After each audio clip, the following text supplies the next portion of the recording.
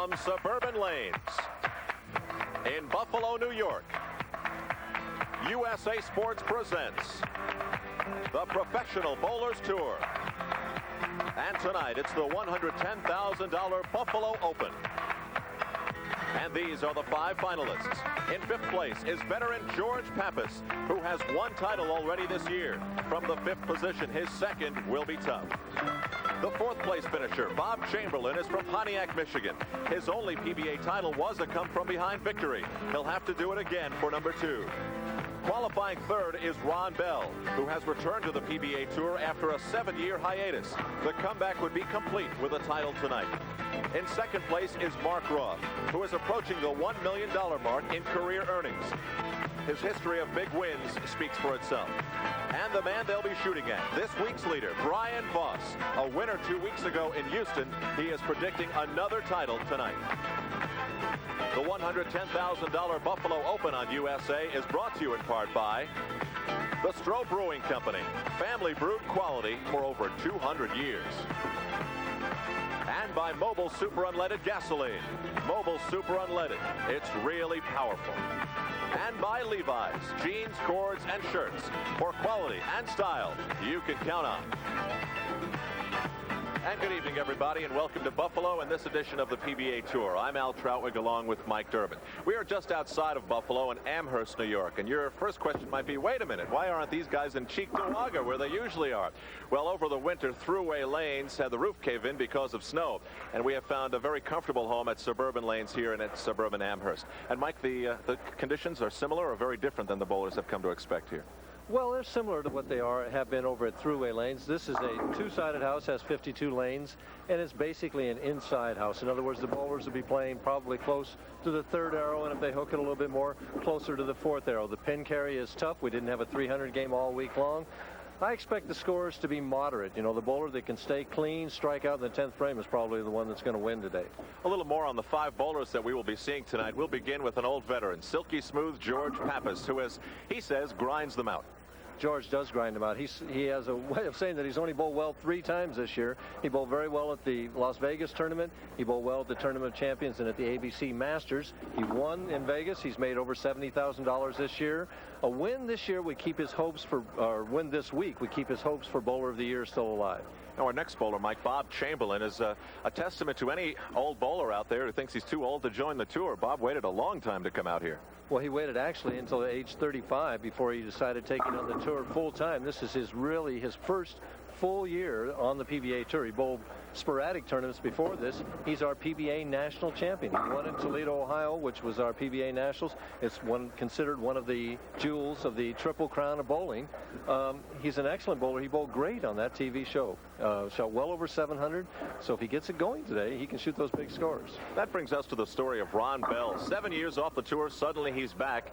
He said he got tired of the $3.50 paychecks from the odd jobs that he was holding down.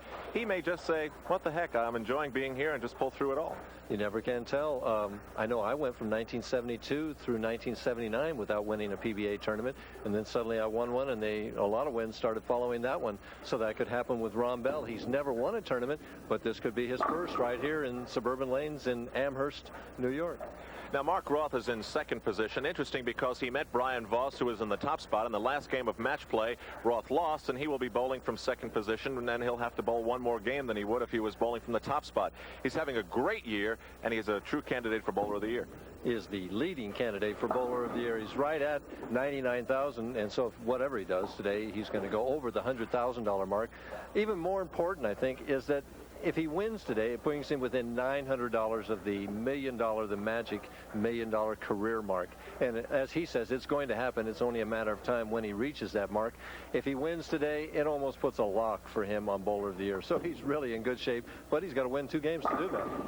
At the top for $15,000, bowling 1 game, a free spirit, a very enjoyable fellow, and a hot bowler, Brian Voss. Brian Voss is a very hot bowler. He's never lost a game on television so far. He's only been on twice, and he's won both tournaments. As you said, he won 2 weeks ago in Houston. He's our only bowler this week that's under 30 years of age, so maybe youth will prevail today. Mike, something else, there's only one more regular tour stop after this week. That'll be in Canada next week, so the bowlers want to leave themselves on a good note, I would think. Well, some of the players, like Mark Ross, not even going to Canada. This is their last performance, and so they definitely want to leave on an upward beach, you know, and finish the year with a win. 5 of them are there, but only one can win. Okay, welcome to Buffalo. $15,000 to the winner tonight. The PBA Tour continues on USA Sports Tonight, but first, these messages coast to coast.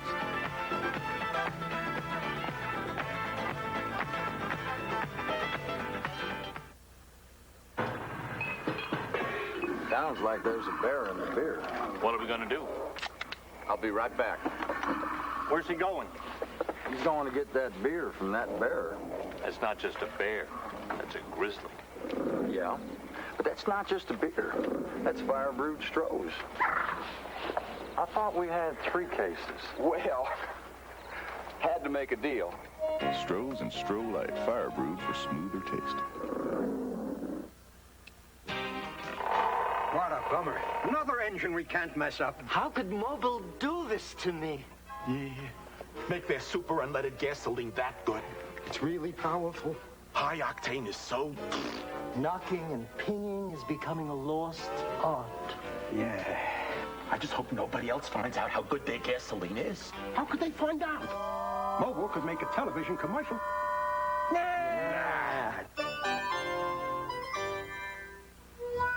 In the West, where Levi Strauss & Company began, how your clothes feel has always been just as important as how they look. That's why Levi's Action Slacks have an easy care fabric that gives, plus a waistband that moves with you. It's a feeling of comfort that's capturing more men every day. Levi's Action Slacks. A real comfort from Levi's Menswear.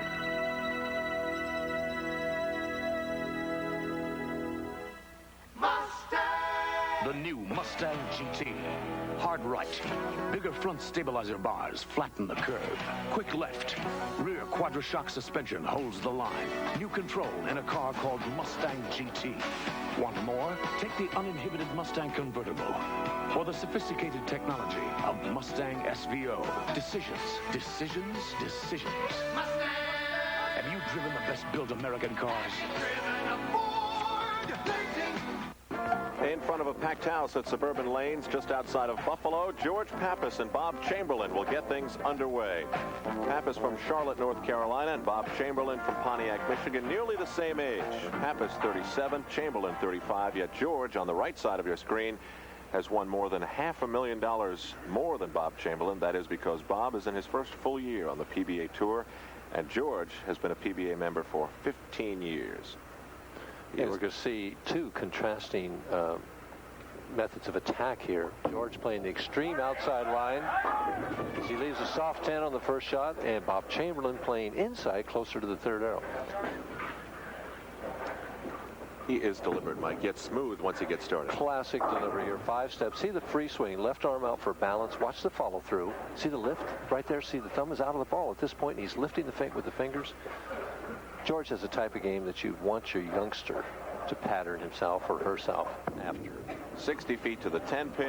Ooh! I said it like it was a gimme, and it wasn't. It's a good thing it wasn't 61 feet or 60 feet 6 inches. Pappas starting off on the left lane. Here's Bob Chamberlain. He's won 1 PBA title, and his average this week, 211.6. He's on the right lane, lane 46. In around the 3rd arrow. Comes in light and gets the 5 out, but it goes in front of the 7 pin. That was a popular hit this week. I left a lot of those. Watch how he holds the ball in the middle of his body, pushes it out on the 2nd step there. Shoulder high backswing. Good balance, good follow through there. And Bob, like many of the bowlers, has his heels almost hanging off the back of the approach. But unlike some of them, he goes up there rather deliberately rather than rushing up as maybe see a Marshall Holman do, who goes up so quickly. Makes the 7 pin. 10 for Pappas, 7 for Chamberlain, all even after 1 frame. It's strange, Mike, and we will be talking about it a lot for a bowler, though, to wait so long to enter the tour. He was a star bowler with the Stroh's Brewing bowling team for a number of years. And was a star bowler in the Detroit area for a number of years before he tried the tour. And some players, you know, maybe they don't get the itch until later in life. I know I've had my best years since I was 35. Oh boy, that one slipped away. 2-5 coming in light. Never seemed to grab. Just didn't get the lift on this ball that he wanted. At this point, right at the bottom of the swing here, doesn't quite get to the side of the ball, and it just, as you said, it never bit the lane. It just kept sliding, gets the 4-pin out, and leaves the 2-5, and that pin's separated the 5-pin a little bit. There's a greater possibility of a chop here. Using a urethane ball at the square with extra speed. You see how he picked up the speed at that shot to try and cut down on the chance of a hook, of a chop. Chamberlain sweeps it away and converts on the second. George Pappas with a very temporary 2-pin lead. And George twitching that shoulder. He's been doing that for about the last year and a half to try and get comfortable, get the exact right feel that he's looking for. Right on target, right in the pocket. Pappas splatters him in the second. You might notice that gizmo on his right forearm. George has had some tendonitis problems. Let's watch this shot, Mike. See how perfect in line. Right up about the third or fourth board right there. Not much hook. Good roll, heavy roll, and all 10 right in the pit. The tendonitis was curable, George says, with just a couple of aspirins. That was until very recently, and now he's got that on his right forearm, and it's supposedly working for him. He says that it's alleviated the pain, and he was getting to the point where he couldn't make a shot without having pain at the top of his backswing. A little faster this time, and almost had the 7, 8, 10 up there for a minute. It winds up with only the 10-pin. The difference between that shot and the shot before was his feet got quicker. He shortened that push away and had a run to catch up with the ball, and his body sensed it, and he just didn't get the lift on it that he did the time before. George doing quite well. Better than $70,000 in earnings this year. 6th on career earnings for his lifetime. He's a fantastic player. But as George tells it, just about all that money was in 3 tournaments, and he says, well, if I knew I was just going to bowl well in 3 tournaments, I would have skipped all the others. Well, sometimes I think I should never go out of the state of Ohio. Now back to Bob Chamberlain. Looking for his first strike. See how he holds the ball in the middle of his body like this, and as he takes that first step, he pushes it out to the right. Not really what I recommend. Kind of steps around the ball as he lets it go. He's light the first time on the Brooklyn this time. At the end of practice, Alan, he began to lose the line on this right lane. He just began to lose this right lane. See how that swing bounced out away from his body? It was just headed in that direction right away. That's what we call a swing out. But when you get away with a mistake like that, if he can take advantage of it now. First strike for Chamberlain.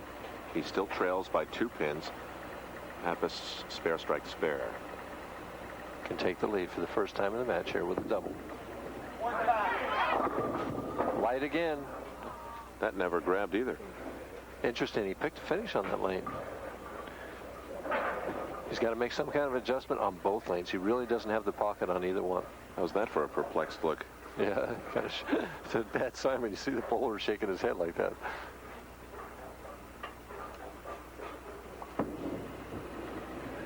Has the 2-pin easily. It's still very tight. Only a 2-pin differential as Pappas will now bowl in the 4th frame. George, nicknamed the General. Outspoken, but always a pleasure. He's earned that nickname, yes. He's a born leader. Chairman of the tournament committee right now. Before that, he was president. Before that, he was chairman of the tournament committee. So, over that same target. He's got the right lane figured out. He's got both lanes figured out. It's just a matter of execution and carry. See, he was slower with his feet with this shot. See that good loft? That was from the fingers lifting that ball out on the lane that time. He had the thumb clear of the thumb hole, and his fingers lifted that ball out on the lane. See those grips? The grips there and the finger holes help him to get more lift. Very popular among many of the players. He has that index finger split, and then he does all this little twitching. Try and get comfortable, get that exact perfect feel. Good loft. It's light. And a high percentage light hit carry. First strike on the left lane for George Pappas. His lead is now a dozen pins. The difference between this shot and the third frame is the loft. He got the lift with the fingers with this ball. Now it's biting. Now watch that ball hit the 5, and the 5 goes into the 4-7. No contest. We're at the midway point of Game 1 at the $110,000 Buffalo Open. Before it's over, someone will get $15,000. We'll be back.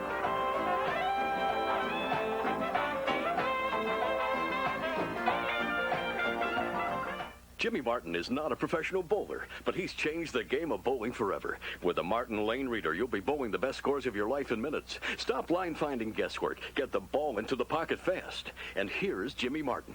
Hi, my lane reader will show any bowler where to stand on the approach for strikes and spares. I used it to win the 1981 New York State Tournament. As a 162 average bowler, everybody was surprised when I went and averaged 226 to win. Now the pros recommend it. Please listen to what 20-time national champion and PBA Hall of Famer Dick Ricker discovered. I've known amateurs around the world who are totally amazed at how fast they can line up strikes and pick spares with the Martin Lane Reader. Here's how to order yours. Order your Martin Lane Reader today. Here's how. For COD Visa and MasterCard orders, call toll-free 1-800-USA-1000 or save COD charges and send $11.95 plus $2 for postage and handling to Lane Reader, Box 49648, Atlanta, Georgia. Hi, I'm Bud Chastain, and this is Double Wall Solid Vinyl Siding, the greatest advancement in home protection since paint. And right now, we're so confident that it's the best protection you can put on your home that we'll buy you dinner just for listening to our program. And that's dinner at Chastain's in the Hilton Hawaiian Village, Rainbow Bazaar. So enjoy dinner on our house while putting lifetime protection on yours. Call me, Bud Chastain, at 537-2886. And remember, vinyl is final. A beer? What beer? Any beer. Any beer. Listen here, any beer. They had a test around here and they tasted lots of beer. The results of the test are in. And any beer didn't win. No beer on the bar tastes better than only no pretender, no pretender. Not one. For an Oli and you're second to none. Oli and Oli Light. Just pour either one and you're second to none. 700 miles from home, and our alternate tonight, Steve Wunderlich. He's saying hi to his mom in St. Louis, Missouri. Steve just missed by a couple. Finishing in 6th spot. Now Bob Chamberlain and George Pappas move along in Game 1. Standing by, bowling some practice shots off to our right is Ron Bell. An interesting story in his own right. Here's Chamberlain down by 12. Interesting, during the course of the week, almost all the bowlers were playing in where Bob Chamberlain is playing. I didn't see a soul playing outside where George Pappas is playing today, but sometimes they're different for the TV show. Chamberlain goes high again, gets another good break, and breaks down the 310 for only the 3-pin, but he is lost on both lanes. He can't hit the pocket on either lane, and when you're bowling an opponent that's wired in on both lanes, that spells trouble. I'm Al Troutwig along with Mike Durbin. Bob Chamberlain will be along with us near his home in Windsor, Ontario next week, just across the river from Detroit. Has the 3-pin easily, and at this stage of the game, he's got to make some kind of drastic move. I mean, even though he's only down by 13 pins right now, he's got to move right on the left lane and deeper, as we see the difference there. 60 in the third with a double up for Pappas, 77 in the fourth. With a spare up for Chamberlain, the difference 13 pins.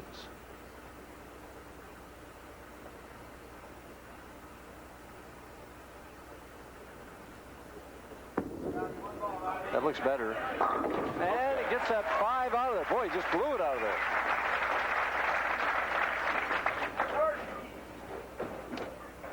This ball, see that lift? He goes over the top of it more than Pappas does. Bites the lane right here. Watch it get the 5. And the row took out the 7. Result is swishing strike. Mike, it doesn't always mean anything. They only bowl a couple of games on each lane, but Bob Chamberlain has a 222 on one of these lanes during match play, and George Pappas a 208 on the other. Does that ever mean anything? Sometimes it does, but I'm sure George did not play these lanes out where he's playing them as he strikes again in the 6th frame and takes a 23-pin lead. He probably played inside where Chamberlain is, and found today when he has an hour to practice on the lanes a better reaction outside the first arrow, and decided to go with that. George probably throws the ball straighter than any player on the show, and sometimes that outside line helps the straighter player. You get that good carry. George has a very honorable superstition, one of the most honorable I've ever heard. He donates his Pro-Am checks to charity every time he bowls in a tournament. And I would guess that shoulder twitching is up there in the superstition category, too. Good loft. Light. See, just a little bit more speed and the ball wouldn't make it. He knew he'd hit his target. He knew he had good lift. But the speed was increased just a little bit and the ball wouldn't make it up. Crowd applauding because George Pappas was working on a triple. Here's how he viewed it from his end. Now, he knows it's over target now, and he's down on a knee saying, come up. He wants that light hit, and it just wouldn't make it. A little show of disgust there. He converts it easily. His lead 21 pins. And he will turn it over to Bob Chamberlain on the right lane. Bob's working on a strike. And we're almost in the must-strike category right here. Chamberlain has been lost on this right lane, but he's still only down 21 pins. A strike here, and he cuts it to 11. One more, and it's down to 1. So it's a big turn at bat, so to speak.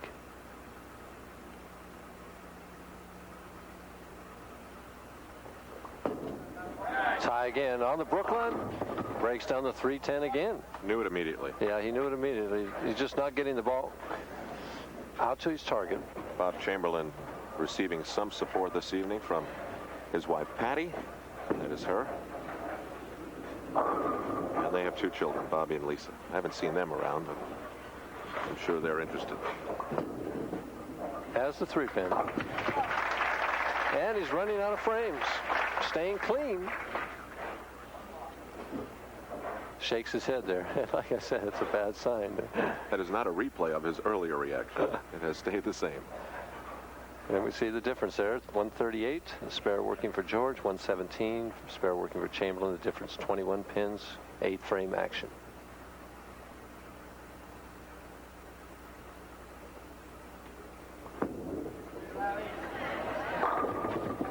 The week 10, good shot. I thought that was one of the better balls that he's thrown. It is. It's just that deep inside line makes for the ball wanting to deflect as it hits the 1-3. He's using good speed to hold the ball in the track, and the ball just didn't quite finish enough.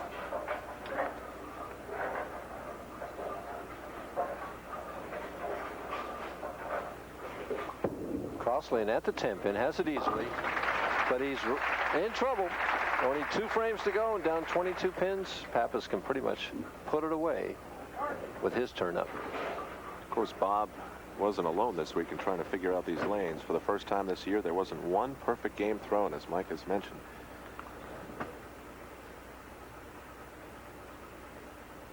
Pappas in the 8th, up by 22. 5 steps. Free swing. Good loft. Slight. It gets that light hit. Alan, that's what you love when you're playing that angle out there. He's looking about, we're trying to hit about board 4, and that one hit about board 3 and got back for that light strike. And when you have that kind of reaction, then you know you can do it. Now watch, this ball won't quite get over board 4. It's just a little wide of it. Goes now, and it hits that head pin. It goes to the wall and cleans out the 4, 5, 7. A classic wall shot hit. George is up 22 pins and can really put it to his opponent right here with a double. Now, when Mike says boards, that's the boards on the lane, the actual construction of the lane. That's how precise these bowlers are with their aiming.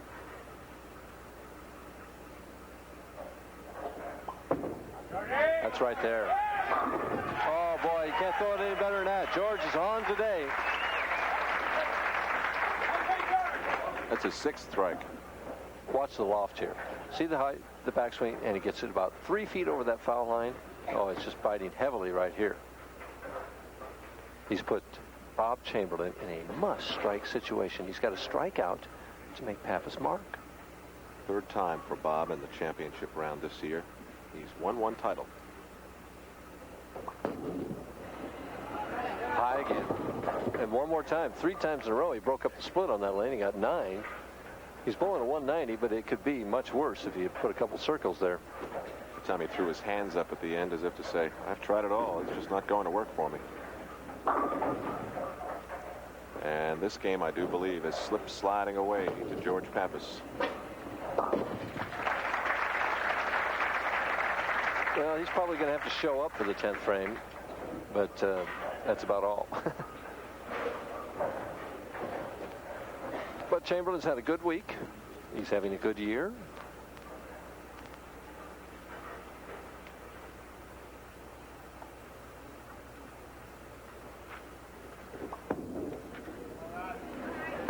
There's solid 9-pin. We haven't seen too many of those this week. There were a few. He's going to go away with $4,000 for 5th place, which is not a bad week's work. No, not at all. But if you wanted to take one shot and say this was the kind of day Bob Chamberlain had, that was probably it. Picks it up. Did a ball clean game. Had 2 strikes. 2 strikes on the field ball. He wound up with 194. He's disappointed, but on to Canada. Pappas fiddling with the thumb hole, putting a piece of tape in the finger hole, it looks like, in fact. He put a piece of tape in the thumb hole just before the game started and didn't take any practice swings, just right out and boom. Oh, well. On the last shot, Bob Chamberlain may have figured it out, but it's too little too late. He finishes with a 194. Now George Pappas working on a double. Throw it out. Just trying to keep his stroke and his concentration. Get set for the next match against Ron Bell. Oh, he's got a nice reaction, I'll tell you.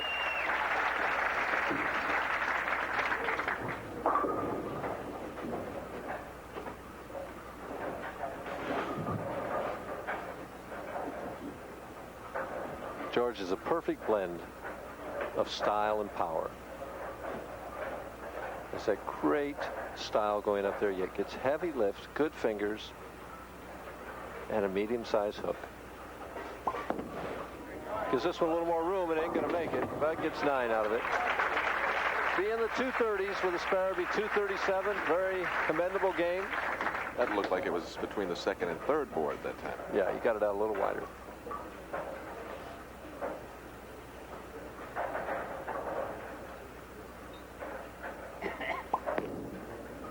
Has the 2-pin. Very nice score for George.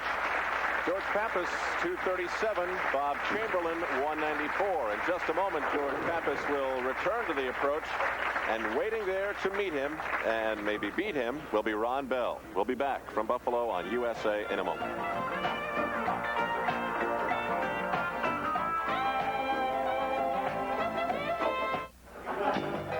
This bartender's next big league pitcher. And loves to serve fire-brewed Strohs. See what I mean? That was his fastball. That was the curve. Look out. Wild pitch. What was that? Relief pitcher. Strohs and Stroh Light, fire-brewed for smoother tasting. What she got and got a lot of, lots of hair from Prell. Lots of fullness, lots of thickness, lots of hair from Prell. Goodbye limp, goodbye flat, got lots of this and lots of that. Got lots of hair from Prell. A little Prell leaves you looking like you got lots of rich, lots of thick, lots of full. Thanks a lot, sir. Get the hair that's got a lot of, get lots of hair from Prell. I've got this friend, Roger. Anything I do, he just seems to do me one better. Like the other day we went fishing. Now, I caught a nice 10-pounder. Roger, he pulls in a 20-pounder. Now, yesterday we played tennis. That's my game. The guy just blew me away. Roger, hey, I was just talking about you. Let me buy you a beer. Bartender, now they're the same all around. Could you make mine a Steinlager? Steinlager, the one better beer. You did it again.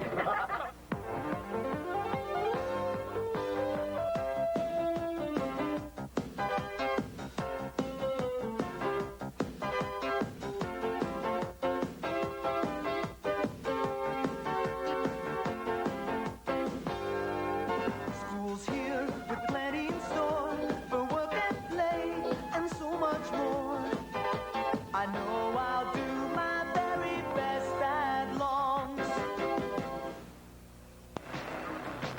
Pappas from Charlotte, North Carolina, a convincing winner in game number 1. He will now take on 30-year-old Ron Bell from Akron, Ohio, a hotbed of bowling in and of itself.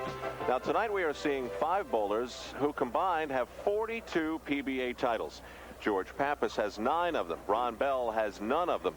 And you may wonder why at 30 years of age Ron Bell doesn't have a PBA title. Well, that is the interesting story of Ron Bell.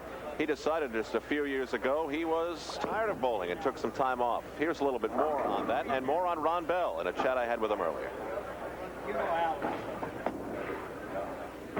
Ron Bell has done an amazing thing. After a 7-year absence, he has returned to the PBA Tour, and he has done it with great success. Why the return? Well, I was working back home, and I wasn't really making the living that I wanted to. And, of course, out here on the tour, it's tough to make a living, but it's a lot better than what I had at home. Why did you leave? Well, I just wasn't happy with what I was doing, and I knew that I could compete out here on the tour, and this was the obvious way to go, so here I am. Now, last week you missed the top 24, which is the goal of most bowlers, just to get a good paycheck by 1 pin. And now here you are on the TV finals, so you must be finding the groove. Yeah, I have. This week the lanes have been very conducive to my game, and I was able to take advantage of a few breaks, and especially in match play, the scoring was quite low, especially on this side, the high side. So this week it just worked out super for me. What's the big difference in the PBA Tour circa 1977 and 1984? Well, I'd say the big condition is the lane conditions. The lane conditions have been so difficult. They're very inconsistent, and especially when you're crossing lanes, it's very hard to figure out what the lanes are doing. And you have to find out very quickly because of the caliber of the bowlers. You cannot afford not to find it right away. Now, all week long you bowl here. The lights are normal. The crowds are smaller. Now, all of a sudden, the lights are on. The cameras are here. I may be talking while you're on the approach, and there's a full house here, maybe the biggest of the year on the PBA Tour. How are you going to handle all that? Oh, I'm not going to worry about that at all, Al. I'm just going to concentrate on my bowling, concentrate on trying to make good shots, and the people aren't backing me. I'm not too much worried about that. And what about your style? What are we going to see? An explosive style, a very loud style, or very quiet and deliberate? I think you're going to see an aggressive style. I've come here to win. I didn't come to finish second or third. So I'm going to be aggressive. I'm going to let it all hang out and go for the victory. That's all. Ron Bell certainly has one of the least glamorous nicknames on the tour. They call him Hog Chop. And he shakes hands with George Pappas. And on we go into game number 2. We'll see if Pappas is able to maintain his smooth string. Is that like the walrus on the golf tour? I don't know. I don't get explanations. I just report the facts. And I think Ron Bell is going to take a lesson from George Pappas here and try and play a similar type line. Pappas right back in there.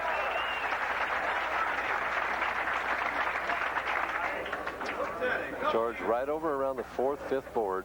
And this one holds pocket. Good speed, good loft. Ron Bell better have his striking clothes on. He averaged more than 3 points a game better.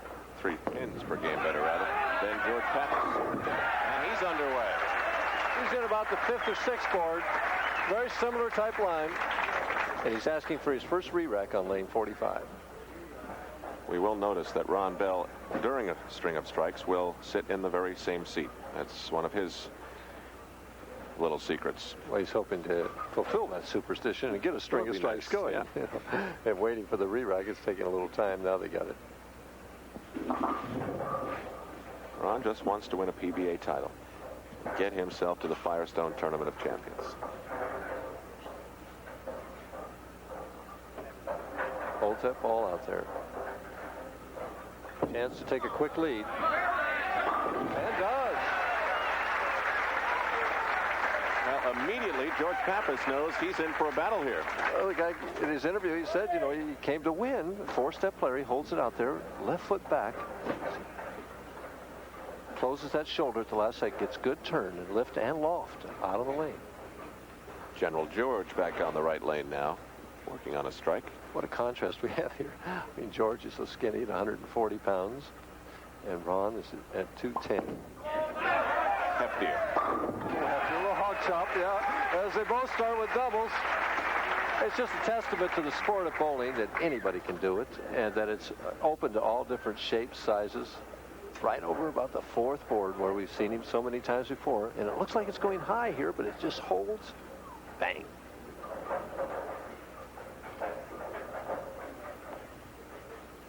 A hush at Suburban Lanes. Crowd is already into this match with strikes 2 apiece. Pappas in the third. He is the Tournament of Champions champion for 1979. Outstanding bowler for the last 15, 16 years. Won a lot of money on the PBA Tour. He's just like that.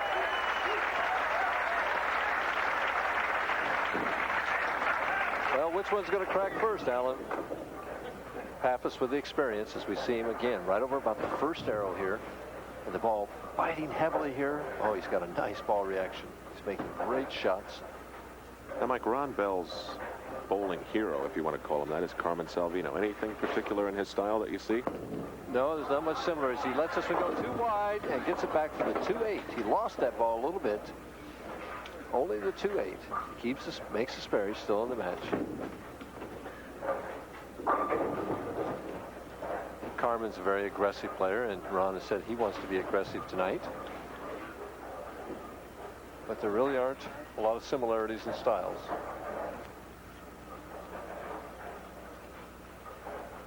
See how he shoots this, whether he shoots it off his strike line or moves inside. Shooting it off his strike line.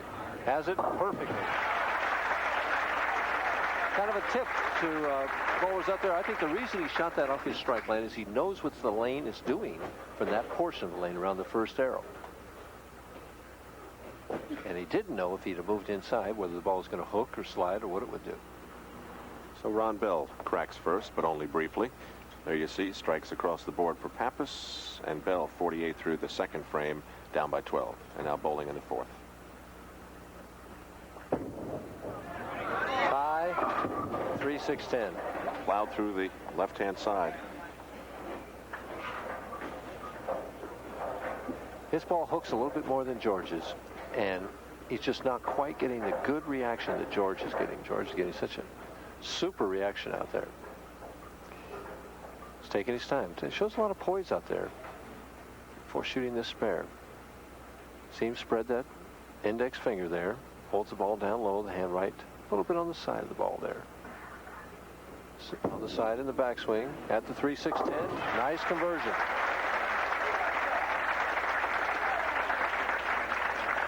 Give us a little mini tip here on how to make this one, Mike. Well, this is just perfectly executed. He increased the speed here, went cross lane at it, hit the 3-pin on the right. The ball hit all 3 pins. Slid right up the wall. Ron Bell down by 15 now. We'll watch George Pappas, right lane.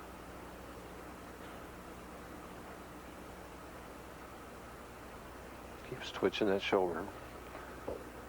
I think as the string gets longer, we're going to see more twitches.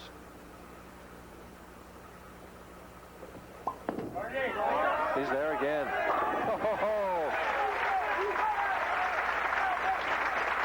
I love to watch George. You know, notice how he acknowledges the crowd every time when he comes back and says thank you to the crowd as they applaud him. And you'll have a tough time convincing him not to twitch. Right over that. See him, those eyes on that target. George gets very animated. Although, you know, he's no Marshall Holman. No, but he moves around the approach with a lot of style and grace.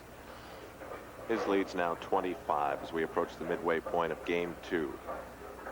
The winner to move on, take on Mark Roth. He's starting the twitching before he ever gets a hand on the ball this time. 4 straight strikes for Pappas.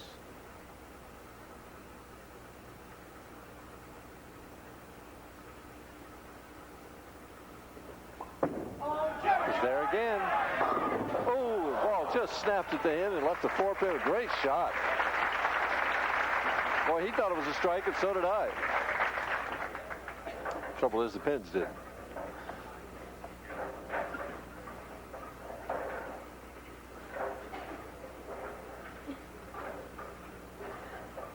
Cross lane at the 4-pin. All right, so Pappas now complete through 5 frames and a leader by 24 pins. George may demand a little twitch watch, Mike. Let's count. 2, 3, 4, 5, 6, 7, 8, 9, 10, 12, 12 twitches before George tossed this one, and we'll be keeping an eye on that throughout the evening as the Buffalo Open continues from Amherst, New York on USA.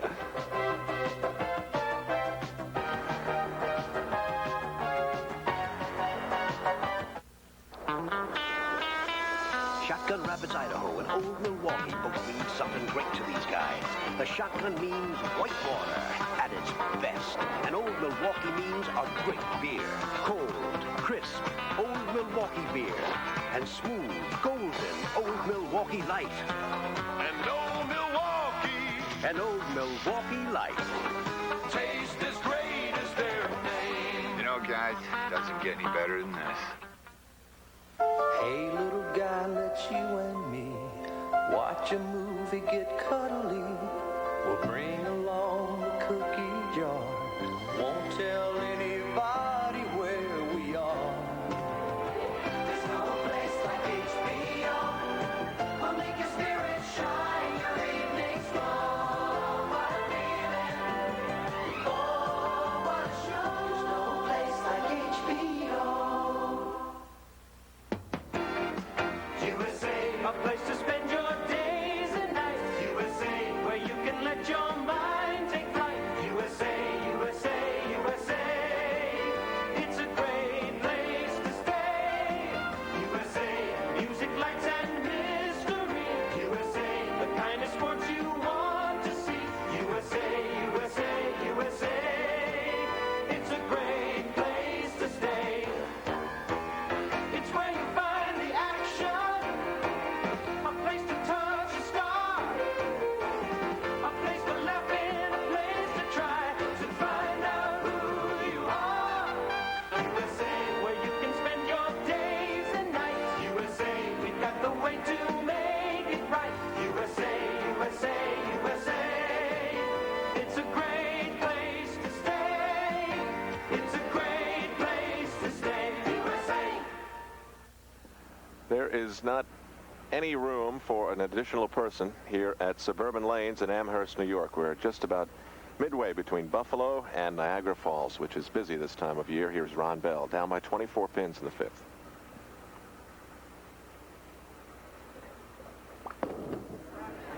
Light doesn't quite make it up. Interesting how the right lane inside appeared to be hooking more for Bob Chamberlain, but outside it appears to be tighter for Ron Bell. This is 3 straight frames of trouble now for Ron Bell, and watching along is John and Rosie and brother Kenny. Those are Ron's parents. Look a little worried. They live down in Akron, I believe, so it's not too far a drive. I drove up from Cleveland today. Ron Bell, trouble in 3 and converting all 3 in the 3rd, 4th, and 5th frames. And he'll be now switching over to the left-hand lane, bowling in the 6th. Here's the number story. George Pappas with a comfortable 25-pin lead. George's a great bowler on television. I've bowled him many, many times. And now and then I luck out and beat him, but he wins most of them. Good shot by Ron Bell. See the increase in speed? He picked up that speed on that left lane. You know what a lot of people don't realize, Mike, and you're a perfect example. You've been so successful on the tour, yet your TV record, I think, when I checked today, was 36 and 37. A little bit under 500. Mark Roth, he's not that overpowering. But yet, these bowlers are able to win consistently and still take the losses and keep going, like yourself. Well, you fail many more times in the sport than you succeed. George a little high this time and trips the 4. I think that's a testament to just how difficult it is to be consistent. Well, it definitely is. See, George, just a little inside target here. Over the first arrow this time. He missed a board left. And it looks like it's going high. The 2-pin does its work on the 4. So now in 6 frames, George Pappas has 5 strikes. George was 4th at the 1984 Firestone Tournament of Champions. Well, he had 14 twitches before he ever got his hand in the ball that time, so he broke his record for sure. And at that Firestone, Mike Durbin was the champion. My goodness, this is a record here. Trying for a double. He's there. Boom! He can twitch all he wants if he keeps getting results like that.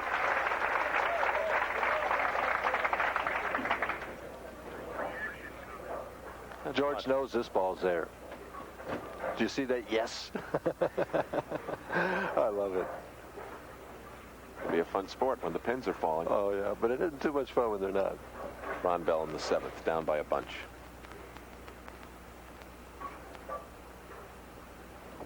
Has to double here. Has to double. He's high. Get a break. He does! He does!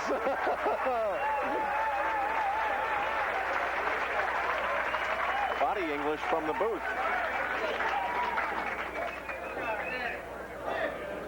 That brought the crowd to life. I don't know what pin that was. It came out and got the 3. It had to be the 6th pin or something like that. 4 strikes for Ron Bell. If only he was able to maybe string a couple on the front end of that, he'd be a lot better off than he is now. He still can cut it to 15 pins with one more here. Puts a little pressure on Pappas with a strike here. Light. Here it comes. Oh, he gets the one break and then gets a bad break right behind it. What a sport this is. That happens so many times. And that drives the bowlers crazy. The pins giveth and the pins taketh away, I'll tell you. See, Ron, he knows it's there, and now he sees, oh, no, not now.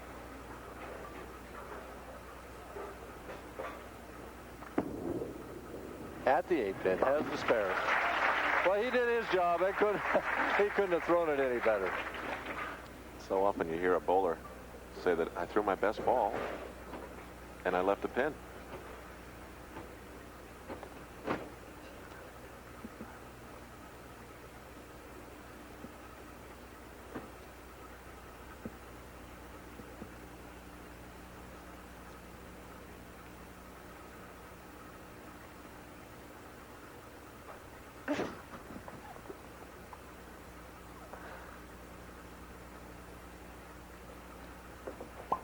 George trying for 3 in a row. How many was it, Mike? I lost count. It was up close to 20. I lost count. Because George thought that ball would get there, and it didn't.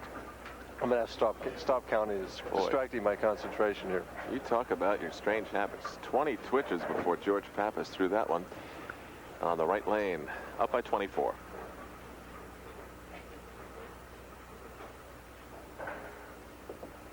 Cross lane at the 4-7. He's got it. Very easily.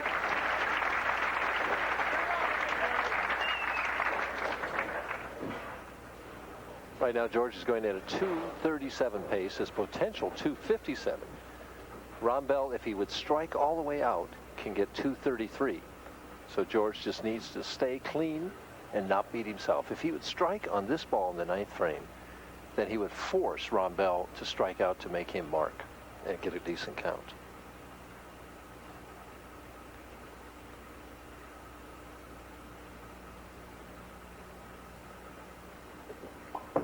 Good luck.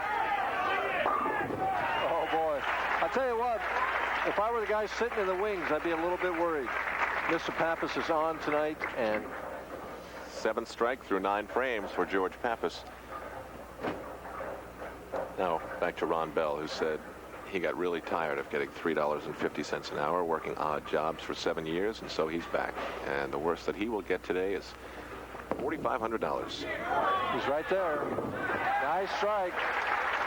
But he's in a must-strike situation. He's down 24 pins. He's got to take them one at a time. He's asking for a re-rack. And he's in a must-strike situation. He has to get all 3 in the 10 to force Pappas to get a mark and 7 pins. Here's the story again. We see the difference. 197, 173. Both players on strikes. 24 pins the difference.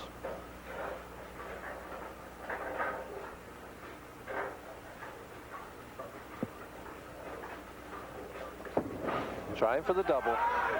He's got the first one. Hey, that's, for your first time on television, react under pressure like that is just a tremendous shot. And right now, just to show you, he's down 14 pins. That 8 pin in the 8th frame cost him 20. He would be ahead. Well, I was just looking, Mike. They're identical through the last 5 frames. Strike, spare, strike, strike, spare. Both George and Ron take it back all the way to the 5th frame. And it was prior to that where George Pappas strung 4 straight strikes together and made his move.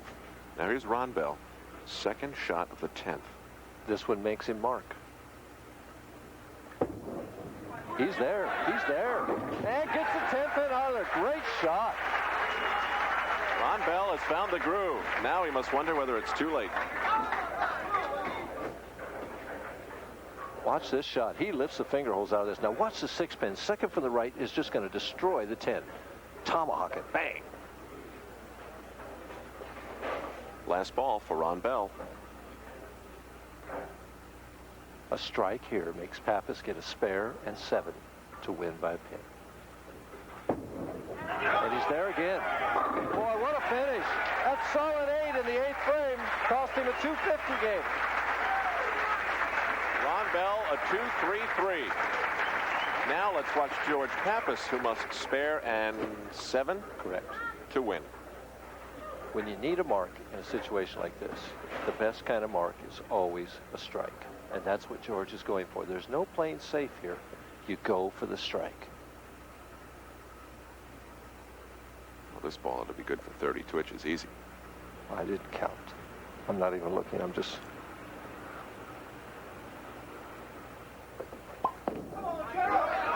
High. Boy, he got a break. I'll tell you, his first bad shot of the match. Turned that ball early, went high, left the 3-6. I almost saw a split there, Mike.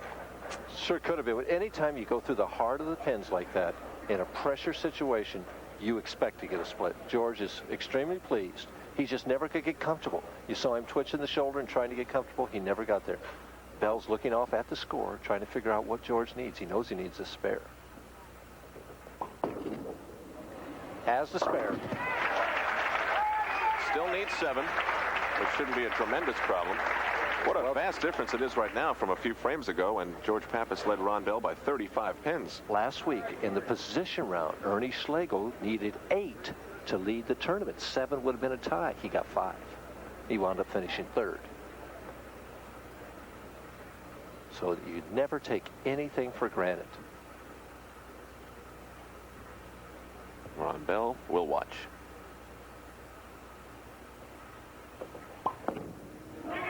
Hard and straight. There's 10. That's the experience of a veteran in that pressure situation. He didn't let that ball hook an inch. He just went hard and straight at the 1-3 pocket. Heck of a comeback by Ron Bell. Certainly makes that 7-year retirement and this comeback in 1984 well worth it. 237, 233. George Pappas is a 4-pin winner. When we come back, the challenge for him will be the great veteran Mark Roth. The PBA Tour will continue from Buffalo in a moment.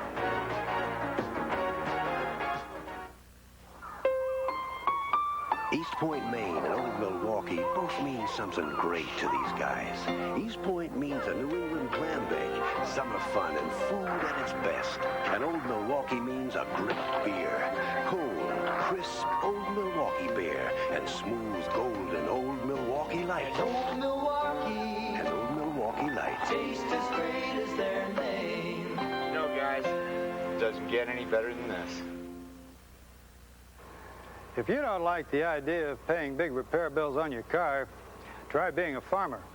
A major engine overhaul on this little number could cost you $4,000 or $5,000. So farmers look after things right, like changing the oil and putting in a new Fram oil filter when they're supposed to. Even a big Fram filter like this doesn't cost much. Repairing this does. Believe me, farmers know the value of a dollar, and they'd rather pay a little now than a lot later. Do you know anyone who eats grapefruit that doesn't lose weight? Grapefruit 45, a fat-burning, pounds-off plan that won't let you get hungry. I lose up to a pound a day. And I eat as much as I want. You can actually eat your favorite foods and still lose pound after pound. Apparently, the secret's in the grapefruit ingredient, which speeds up the fat-burning process. There's no way I'll eat grapefruit 3 times a day. 30 pounds in just over 30 days. There's no way I'm eating grapefruit for lunch. This little fat burner plan does the trick. Grapefruit 45. The fat burner. What would you rather have 3 times a day, this or this? Grapefruit 45 and our guarantee to lose weight fast without going hungry or your money back. The fat burner. There's never been anything like the Grapefruit 45 weight loss plan. You'll burn off pounds of unwanted fat and get our money-back guarantee. To save COD fees, have your credit card ready and call toll-free 1-800-USA-1000 or send $19.95 to Fat Burner, Box 49648, Atlanta, Georgia 30359. This week's PBA Tour stop is in Amherst, New York. We're on Niagara Falls Boulevard, and the Buffalo Open will continue in just a moment. But first, an update of some of the things that happened this week. First, some of the bowlers who just missed. Again, our top 24, and finishing in 6th place was Steve Wunderlich. In 7th, a newcomer to the finals, Bill Peters. In 8th, my doubles partner, Gil Sliker, still bowling well. In 9th place, in his 3rd consecutive finals, Ernie Schlegel. 10th went to Kit Wagner. In 11th, good-looking young player Jim Murdishaw. In 12th, Sam Macarone. 13th, a New Yorker, Gary Schultes. In 14th, Jack Jurek. 15th went to Dennis Pate from Texas. 16th, Alvin Liu. 17th, Tom Milton, who was an early leader. 18th went to Dave Houston, bowling well again. 19th went to Bruce Carter. Jim Miller finished 20th. Dan Gezzi finished 21st. Fran Bax from local right around here finished 22nd. Guppy Troop, we haven't seen him in a while, in 23rd.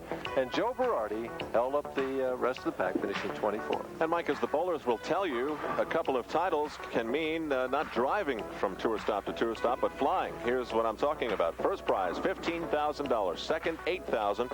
Third, $5,500, and then drop $500 for each of the next 2 spots, 4th and 5th. Tom Milton was hot, and so was Brian Voss down the stretch, and it was down the stretch that mattered. It certainly did. As we can see in leaders round by round, Tom Milton led the first 3 rounds, and the last 3, the 4th, 5th, and 6th, were by Brian Voss, and Brian Voss is the man to beat today. You know, there are so many different elements of a good stroke in bowling, and a lot of it has to do with how you position your hand and what that hand is doing as you approach the foul line. In this week's bowling tip, Mike Durbin addresses that very same topic.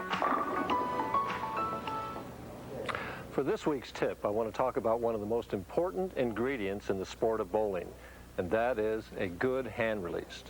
There are several ingredients that make up a proper hand release. First and foremost, no matter whether I throw a big hook or throw the ball straight or even throw a backup ball, as many women do, is that I must get my thumb out of the ball first and then lift it with my fingers.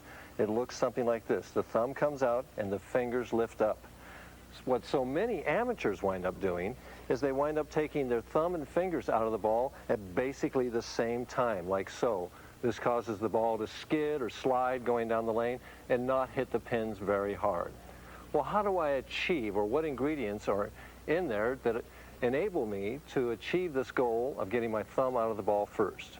I believe there are basically 3. First of all is I must have good or proper timing.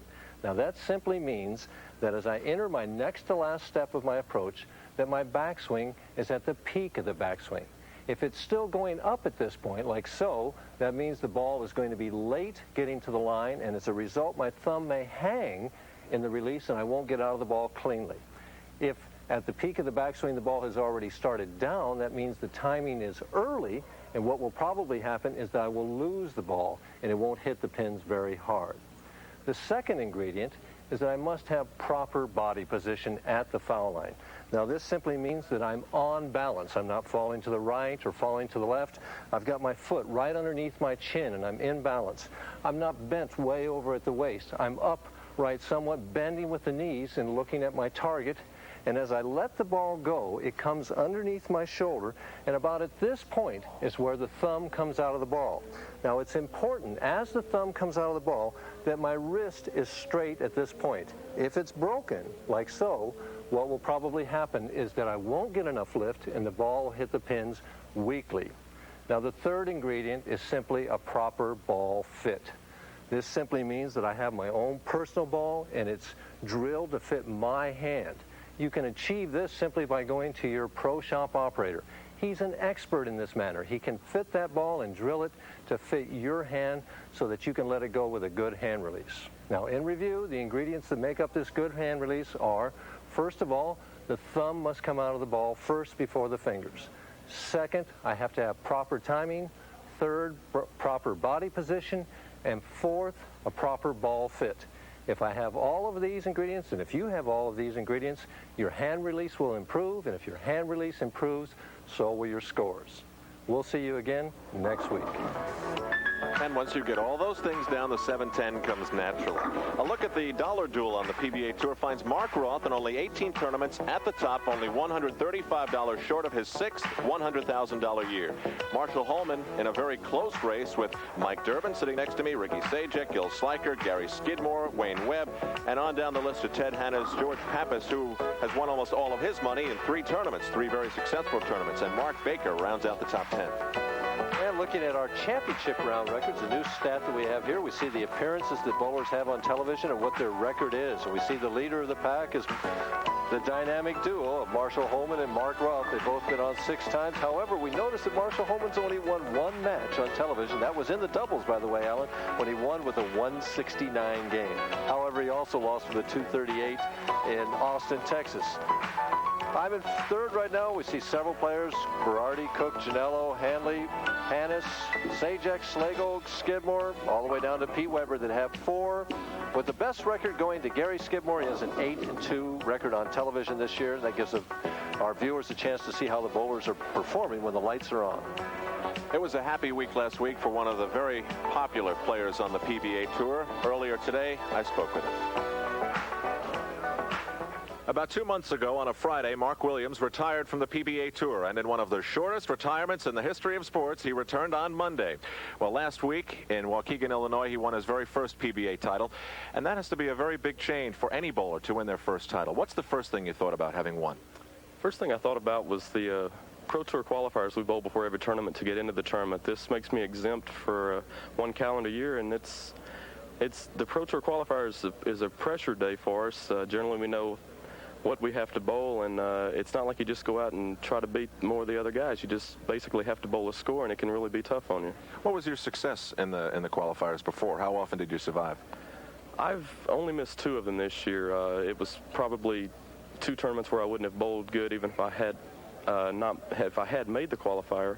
But generally in the last 10 tournaments, I've only had to bowl 2 because of our new rule of if you cash, you're exempt the following week anyway, since I've had a pretty good cash rate going lately. Now, of course, the grand jewel in bowling, the Firestone Tournament of Champions, you will now be a part of that. That will be very exciting, and that comes with that tour victory, too. Yes, that's one of the biggest things for anyone that wins their first title. I've thought so little about it. My wife didn't have any idea when someone asked her if she was going to be there, and she knows about it now, and we're making big plans to go there in April. And Mark, I know that you've helped us out on the telecast so often, and every time you did that, that meant you weren't in the TV finals. It must have gotten tremendously frustrating for you to retire. What happened over the course of that 2 days for you to change your mind? Well, I had a job offer which I was ready to take, and there was a little misunderstanding, and the job just wasn't available once I got home. And I just never looked for another job. I called my sponsors, and they stood behind me all the way and said if I want to keep bowling, that they're with me, and I just got to practicing immediately. Now, the victory may have been a little bittersweet. You defeated Pete McCordick, who has struggled for a long, long time to win his first title. You are good friends. What were your thoughts right after you won and you looked over and you saw Pete with a look on his face like he had lost? Well, I've been to probably the last 3 times he's come in second. I've been at the tournament, and there's one guy out here I want to win. It's him. He and I have been real good friends. We were in each other's weddings last year, and we've been good friends for about 7 or 8 years. And he's going to win, and he's so talented. He's probably going to win quite a few more times than I do. A couple more weeks, we'll close out the summer tour. Our coverage continues with the PBA Tour next week. We'll cross the border for the Molson Bowling Challenge in Windsor, Ontario. And then one of my favorites, the PBA Seniors Championship in Canton, Ohio the following week. All that as the PBA Tour continues on USA Sports, which it will do from Buffalo in just a moment.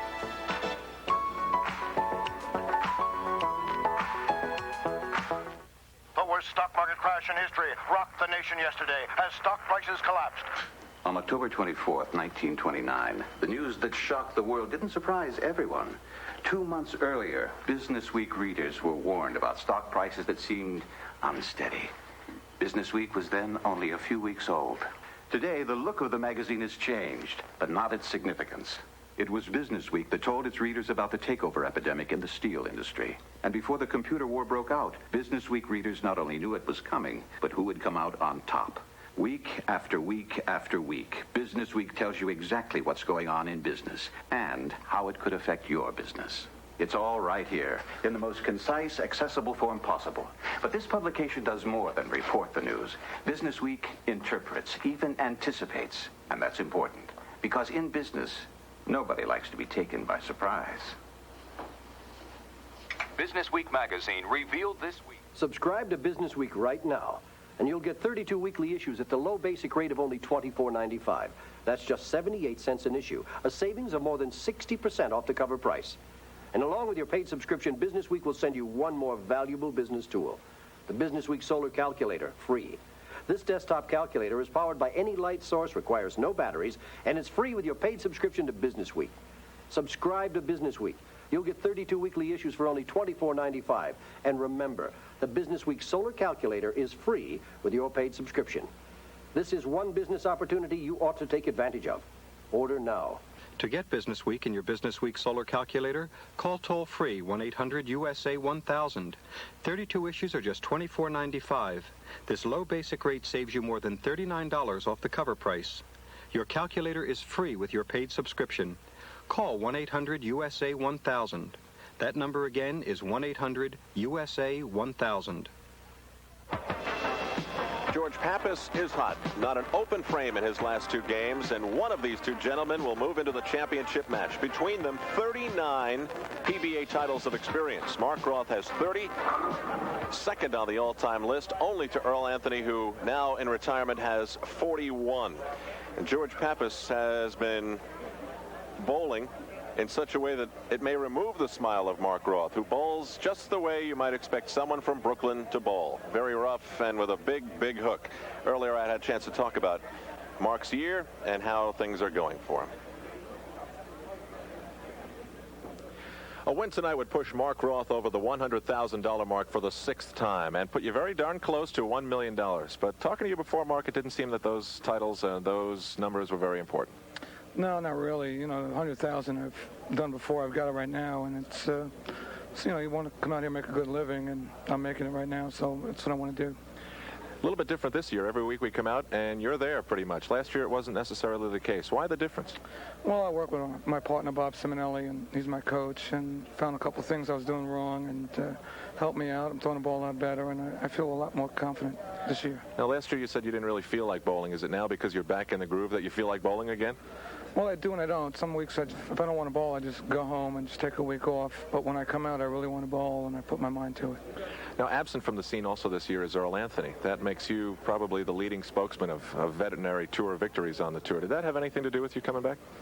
Well, it would give me a chance to, if I bowl real well, a shot at bowl of the year, but not really. You know, you want to come out here and do well. And Earl and I have gone through a lot of tough matches throughout the years, but now I don't have to bowl them. So it might be a little bit easier, it might be a little tougher. Now, you're also an entrepreneur now, owning your own lanes, Rainbow Lanes, in Sheepshead Bay, Brooklyn. How do you balance the two there? Well, when I'm home, I'm there usually 6 out of 7 days a week, and it's bowling center I grew up in, so I know the people well, and we're trying to do everything we can for the bowlers. Now, we are going to see you on the right lane tonight, hitting your foot after you throw the ball against the ball return. This is something new or old for you? Well, Rainbow Lanes, we have the same ball returns, and that's where I grew up, and if I play inside the third arrow, that's where I usually do my damage kicking the ball returns. Now, last night in the last game of match play, you went up against Brian Voss. It was a heartbreaker for you, as I understand. I didn't see it. What happened? Well, I bowled in one game earlier on that pair, and I bowled 182, so I really didn't like the pair. I couldn't hit it, and I shot 170. Brian shot 230, and he took the lead, but you know, it's a different pair today. Two bowlers having fine years. George Pappas in his 3rd championship round appearance, and for Mark Roth, his 7th. Only one more than his good friend Marshall Holman. Mike Dermott, seated next to me, I'm Al Troutwig, has appeared on television 5 times. Here's George Pappas. Let's see if he can keep things going.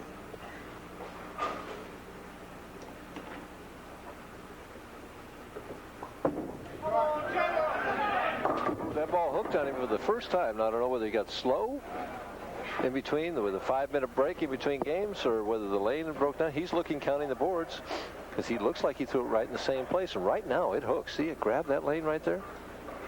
3-6-10, 3-6. Same spare he had in the 10th frame. and makes it the same way. Perfectly. Now that brings us to Mark Roth, who averaged almost, well, 7 pins better than George Pappas this week. And listen to see if his right foot kicks the ball return on the follow-through. And he's got a bad ankle to boot. There it is. Oh, he really whacked it. That's it. Now that happens totally by accident, not accident, but the fact that as Mark goes up there, we're going to watch, see if he takes 6 or 7 steps. 7 this time. Count them. There's 2, 3, 4, 5. Now watch the foot go over, and it hits that ball return. His foot goes that way to keep his balance, and the ball return happens to be in the way. It's not intentional at all.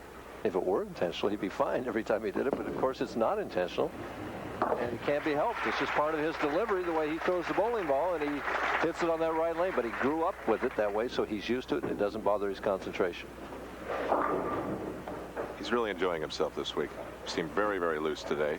It's been that way all year. He was very, very loose at the U.S. Open in Chicago. As he seemed bury those hands in there and tuck that, see that wrist cup like that? Then he snaps it through at the end and lifts with those fingers. Horrible result. 4, 6, 7. Ball just snapped through at the back end for him. Well, this could be critical, the way George Pappas is bowling. Right. And as you mentioned, we hadn't had an open frame yet, and there it is right now, our first one, unless he can bounce it out there, which Mark can do many times. Made it yesterday, but not today. So Mark Roth leaves an opening for George Pappas, who will now jump up onto the approach, and suddenly the smile is gone. Well, it's never fun to lose. Not that Mark has by any means lost this match, but the way George is bowling, you've got to put some pressure on him. He's right there.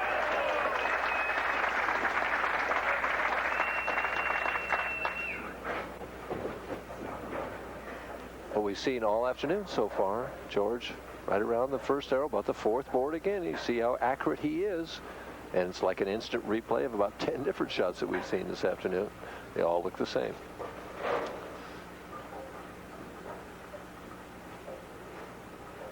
We're going to have all the viewers at home counting those twitches, Alan.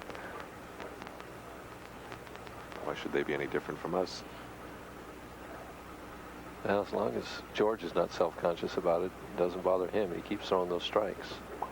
Pappas in the 3rd. He's there again. Oh, I think he moved the board on the approach, Alan. I think he moved the board left and actually bellied that ball on that lane that time, because that ball really hooks back to the pocket. He gets good loft here, knows it's in the pocket, starts moving. They speed it up a little bit.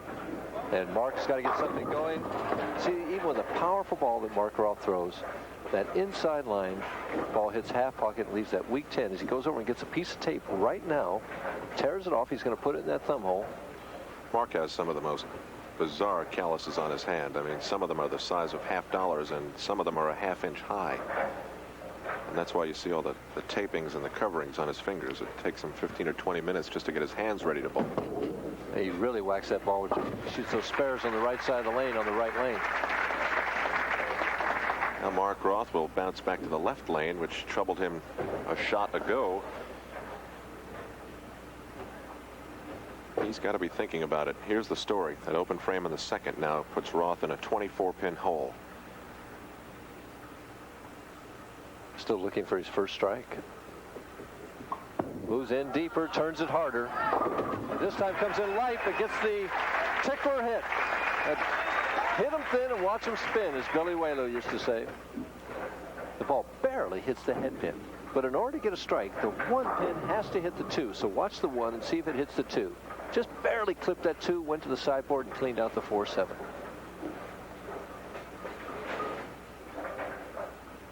Pappas up by 24. This is the 4th frame, the winner to the championship match for $15,000. See him get down in the crouch. He was ready to go and then didn't feel comfortable, came back up, twitched a couple more times, and now he's ready. Tie. Breaks up the split. Good break for George Pappas. I think what caused that was he never got comfortable. He just never got comfortable and couldn't throw the ball the way he wanted to throw it. Cross lane at the 6-10. George has been fortunate. He's hit the nose now 3 out of about the last 5 frames. No splits. Increase the speed. Less turn. Hits both pins with the ball. and has a 22-pin lead.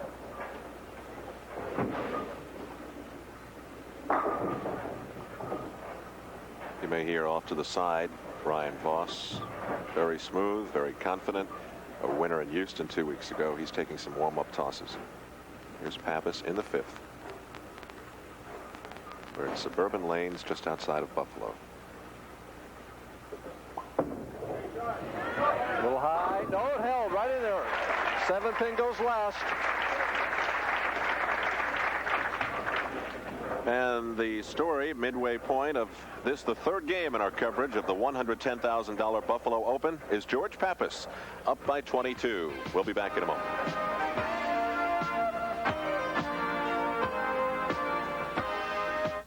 I got the blues, got them real bad. The best old blues this body ever had. A personal blues I don't want to lose. Levi's buttonfly 501 blues. They shrink down and fit me, so you know what that means. It means I'm the only one gonna fit in my jeans. A Levi's legendary 501 blues. Levi's legendary 501 blues. Hey guys, I'm back. Catch anything, Riley? Yeah, caught this granddaddy of a fish. But when I got him in the boat, he says, I'll give you 3 wishes if you throw me back. A talking fish? Well, it was hot. I was thirsty, so I wished for a nice cold Stroh's beer. And there it was. Tasted so good, I wished for another one. 2 wishes, 2 Strohs. And what'd you do with the 3rd wish? Hey, did I forget my friends here? Strohs and Stroh Light, fire brewed for smoother taste.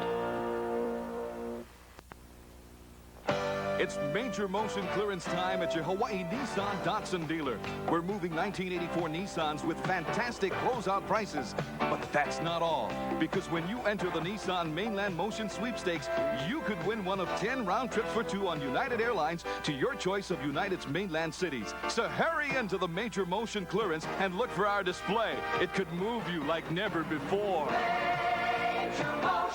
Only at Hawaii Nissan Datsun dealers.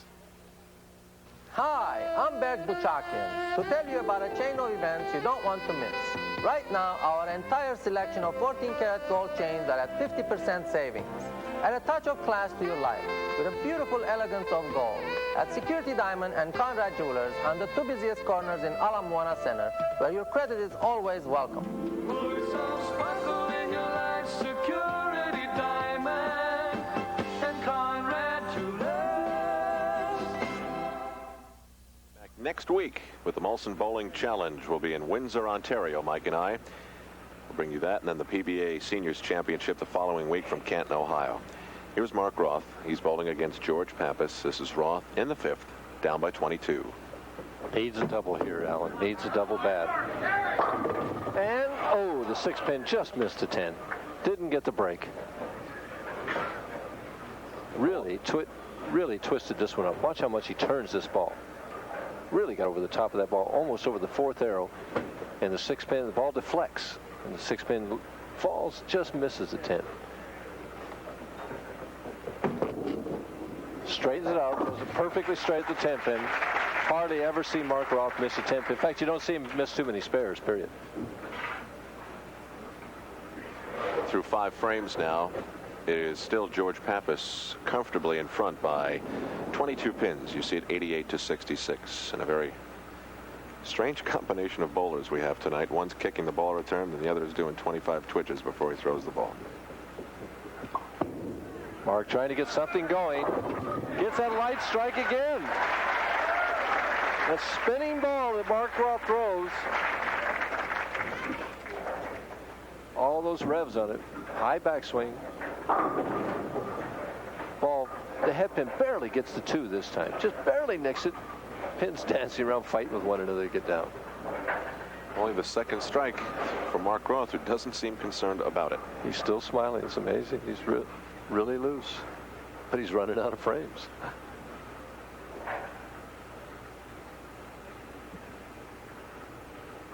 Pappas knows that if he can win this match, he's into the title match. Makes this shot very big right here. Oh, you can't throw it any better, can you? 2 in a row for George Pappas. His lead is now 32 pins and pulling away. George just keeps shooting 230s like they're his average, which right now they are. See, just solid in that 1-3 pocket. That 6-pin just destroys the 10. He keeps throwing them like that. I don't think there's going to be anybody beating him today. Keep in mind, if he's averaging over 230, which he is, that's more than 20 pins better than his average for the entire week. He's averaging 237, identical scores in both previous games. Trying to get comfortable, keeps twitching that shoulder. Finally, he's ready. Free swing, good loft. Oh. And he has put Mark Roth in a definite must-strike situation. You think he was into watching this ball sail down the lane? Watch it. George is into thinking about winning now. It's really entering his mind right about now, winning this tournament. Roth has to have this one. Slows up the speed a little bit, and the ball just won't hit on that right lane. See, he's in the position where he's in so deep that his ball's not hitting the pins hard enough, but if he moves right, he can't get it to the 1-3 pocket. I think what really hurt Mark, Mike, is getting off to such a bad start. Spare in the first and then the open frame in the second. Right now, Mark Roth, as he spares in the 7th frame, is potential 216 if he would strike all the way out. And George Pappas, if he would spare strike all the way out, is going at a 228 pace right now. We see the score, 118 in the 5th frame for Pappas with a double up, 106 in the 6th for Roth with only a spare. The difference is 42 pins. Roth right again, and it's just about history. Leaves the 2-5, and Mark knows that while he's going over 100,000 a day, he's not going, doesn't look like he's going to get his 31st victory.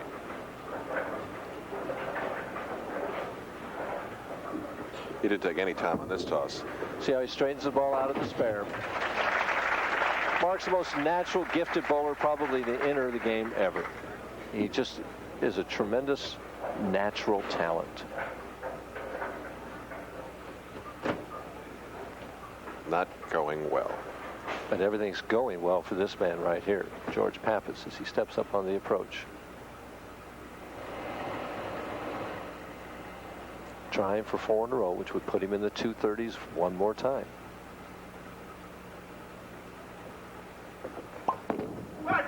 Light. Breaks it down, leaves the 2-5. A little quick with his feet and didn't get the lift that he wanted that time. That broke up the triple that George was working on. But he's still ahead by 42 pins. Just needs to make the spare. Now he's going to move left and shoot it from the left. George is another excellent spare shooter, but the 2-5 often gives him trouble.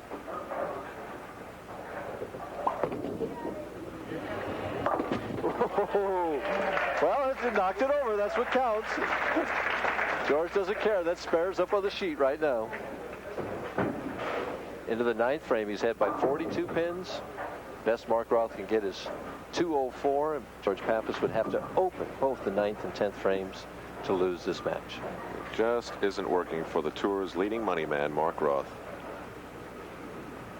Leading candidate for PBA Player Bowler of the Year.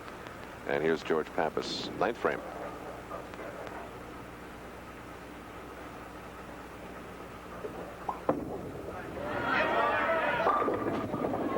Is it going to hit it? It is. Oh, he almost ran out of time there. Well, that's just the way things have been going for George all afternoon. And we get a smile from him now. That pin rolled him right over into the championship match against Brian Voss. Mark going high. Light every time on that lane. It finally goes high. Just finishing out the string, and Mark just doesn't know what to do. Just turning it harder, and the ball hooks too soon. Leaves the baby split. Hard and straight, the baby split. Doesn't make it. Doesn't care. Right. At this point, definitely does not care. I can't imagine following through on every shot in the right lane, smacking the ball return as hard as he is, and having any kind of accuracy. But this week he was able to do it. He's been able to do it many times. We have the same type of ball returns at Riviera Lanes for the Firestone. There's the one he's been looking for. Although he's been able to find it several times on that lane. Got strikes there in the 4th, 6th, now the 10th. Just was never able to put anything together. George Pappas has done it without an open frame. He still has one to go. Now all of a sudden Mark Roth is striking 2 in a row. Well, you see how much slower he's throwing the ball right now? He's of course, I don't know how many steps he's taking right now. He's just grabbing the ball and going. It's amazing that he can take 6 steps, 7 steps like that and just get up there, and his timing is still good and makes such great shots. And leaves the bucket on the last shot. Well, no matter. They'll still love him across America and at Rainbow Lanes in Sheepshead Bay. Mark Roth, a 177. And now the 10th and final frame for George Pappas. Well, George won't be able to get his average this time. He'll either have a lower than 237 or higher. His potential is 246 if he would strike all the way out. It's high again. All the way over to the Brooklyn side. Leaves the 6-pin. Be interesting to see. I'm sure George is going to, after he makes a spare, experiment just a little bit on that fill ball. See whether that was just an errant shot or whether the lane is changing for him. Second straight ball on this lane that wasn't quite where George wanted it. He completes the spare. One more ball to go. And he will finish on the left lane. Meanwhile, Brian Voss still tossing a few practice balls a few lanes to our right. With a strike, George will wind up with 226 to go with 2 237s. 3 straight clean games. And he gets a practice toss here to make sure of what the lane is doing. So he wants to concentrate on this one. And he's still back in there. He's still doing what he wants to do when he throws the ball right. George Pappas, 226. Mark Roth, 177. In just a moment, George Pappas and Brian Voss go for the big one. $15,000 in Buffalo. We'll be back.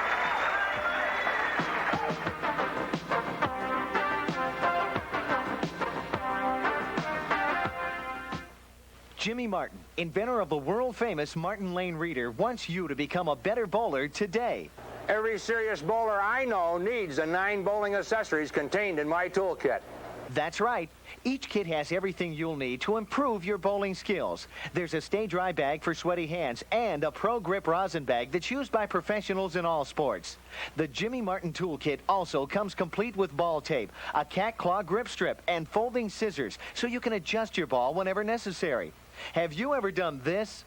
With a brass brush and Jimmy Martin's X-Wax, you'll never be at the mercy of approach conditions again. Order your toolkit today and get all these fine products. Plus, Robbie Skin Protector, a ball tool, complete instructions, and a heavy-duty clear vinyl toolkit bag, all for only $19.95. Call 1-800-USA-1000 or save COD charges and send $19.95 to Toolkit, P.O. Box 49648, Atlanta, Georgia. Here's a fantastic opportunity for you to drive on your first choice in tires. Yes, now, while supplies last, buy Michelin radials for just $39. This Super Michelin radial offer is only at Consumer Tire Warehouse. These Michelins retail for over $64, but now, for a limited time only, you can buy them for just $39. Michelin XZX radials on sale now at all Consumer Tire Warehouse locations. Michelin, because so much is riding on your tires. We have the selection. You make the choice. Your wedding day is the most important in your life. Make it last a lifetime with video portraits. Our professional staff will record your special day in vivid color and crisp sound. We use only the finest broadcast video equipment to give you a priceless keepsake you can relive over and over. Video Portraits has several tasteful packages available to suit your budget. Call us today at 946-1000. Video Portraits, only the best for your special day. 237s and a 226. He's in the championship match against the youngster in this field tonight, Brian Voss, a winner just 2 weeks ago, and also a bowler who has never lost on television. That's going to feel good coming into any championship round. It certainly does. Brian is a fun-loving guy. He is enjoying the tour, no question about that. He is very confident. He has stated quite frankly that he is going to win tonight. Brian is from Tacoma, Washington, and he is currently in his 3rd year on the PBA Tour. Earlier we had a conversation, and here is how it went. 2 weeks ago in Houston, Brian Voss captured his 2nd PBA title. And now in Buffalo, he's sitting in the top spot again. You must be very confident, Brian. Yeah, I can remember the first time I won a title. My next 2 tournaments, I bowled the best of my life. And 2 weeks ago I won, and I feel like my game's at its best right now. What's the big difference? Is it technical or is it mental? I think mentally. I've been out here for 2 years now, and I think each time you're in a situation where you have to perform well and you do that, then that's good for your confidence, and it's been working out real well for me. Now, I don't think anyone has misunderstood your statements about the fact that you say you're going to win tonight. That's just got to be the way you have to enter a tournament like this. Yeah, I think if you walk into a tournament, you got to believe you're going to win from the first game, and you should think like that, and I still think I'm going to win. Now, your TV record is unblemished. That is a rare event on the PBA Tour. Why do you think that is? Well, the first time I can remember, I was a little fortunate. My opponents didn't bowl that well, but the last time the lights didn't quite affect me so much. I'm becoming accustomed to them, so to speak. Now, life on the PBA Tour can be a drag for some. You seem to enjoy it very much as a bachelor. Tell me a little bit about the enjoyable parts of being on the tour. Well, there are a lot of nice things about the tour. I love the travel.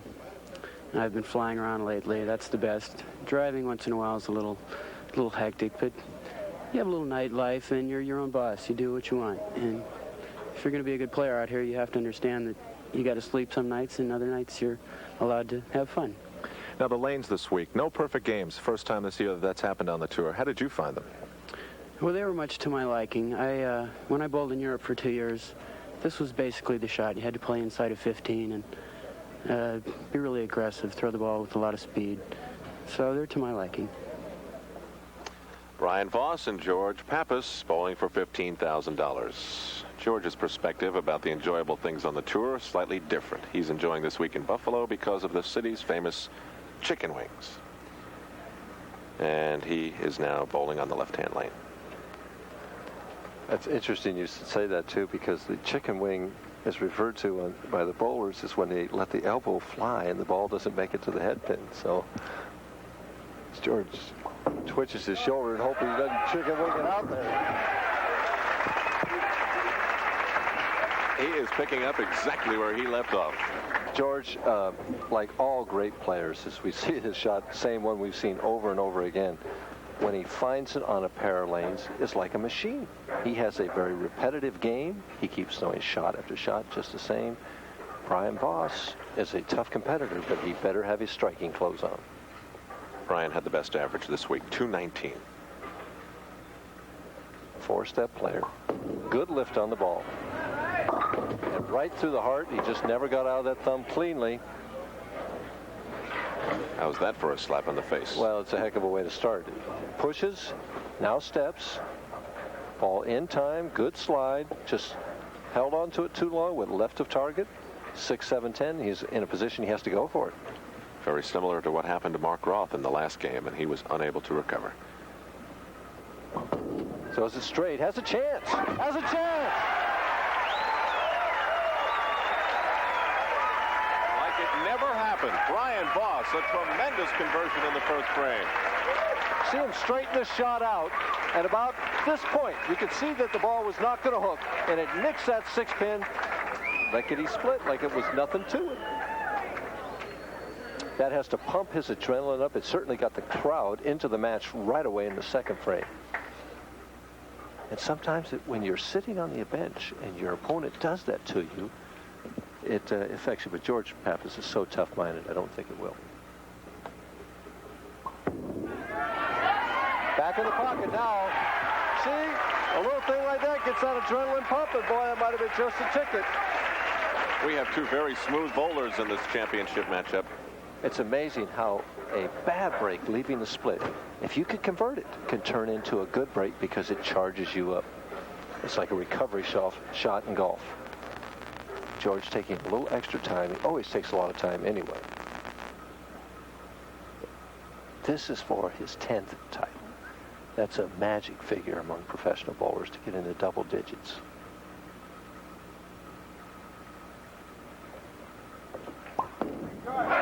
He's there, light, and gets the carry. George acknowledges the crowd and is just nonchalant when he goes back. Well, the crowd is very much into this match. Pappas averaging 233, having struck now in 24 of 35 frames. Amazing, working on a double. So in a urethane bowling ball, as he goes through his twitching routine, wants to get that shoulder comfortable before he ever puts his hand in the ball. Right underneath the ball, the wrist straight, but not really cupped. A little bit cupped, though. Really twitching this time. This is...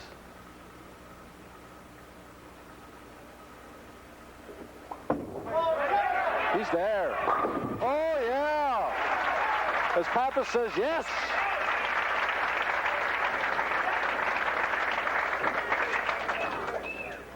As soon as George lets this ball go, he knows it's in the 1-3. He's moving right. And boy, that 6-pin takes care of the 10, and George is all the way over in front of our camera. He's put the pressure square on Brian Voss. He's down 20 pins before he can even blink, and he's made a difficult split. He's got a strike right here.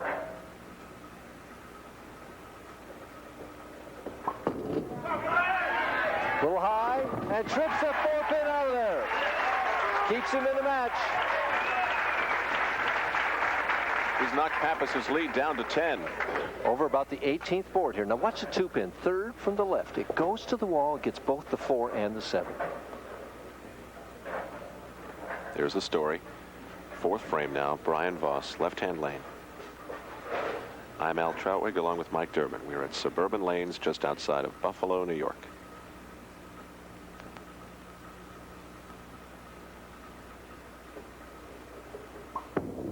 Good speed. Light, dinner bucket. Dinner bucket. 2, 4, 5, 8. Brian thought this ball might make it back, and it just never did. Talking to himself there. Watch it, the follow-through. Looked pretty good. I couldn't see anything in that. The ball just didn't bite the way he wanted it to. As he lifts that leg up, gives it a little wry smile there. Has a tough spare. See if he throws it straight or hooks it. No, he threw his normal shot and chopped it. Boy, he makes the split before and doesn't make the dinner bucket. The dinner bucket is almost as tough sometimes because he had to throw a hook at it to get the 8-pin, but in throwing the hook, it hooks right there and chops that 2 right off the 5. And suddenly, George Pappas is in the driver's seat, 26 pins ahead, and it's his turn at bat. That's the look of a man who throws an open frame in a championship match. George Pappas up by 26 in the 4th. This is the championship match of the Buffalo Open. Trying to get comfortable.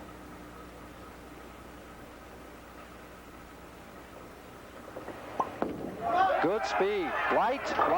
Gets that 10 out of there. He didn't know whether that would have been strike or not, but he's going to take it.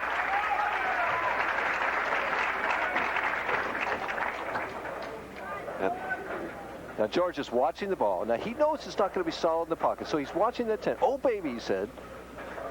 All right. He's very confident now. Pennies from heaven right there, he's thinking. 4 straight strikes for George Pappas. Now it's 26 strikes out of 37 frames. It's still not an open frame.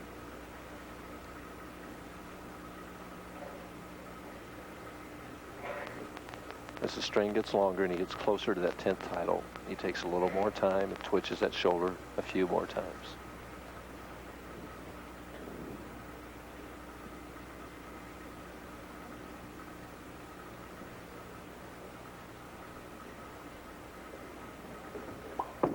Good loft. He's light, though. It's not going to make it. And he leaves the bucket. Second bucket in a row on that lane.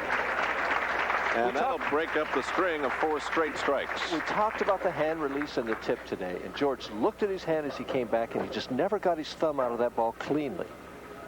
And now he's saying that the machine set the pins down off spot, and he wants it set back on spot.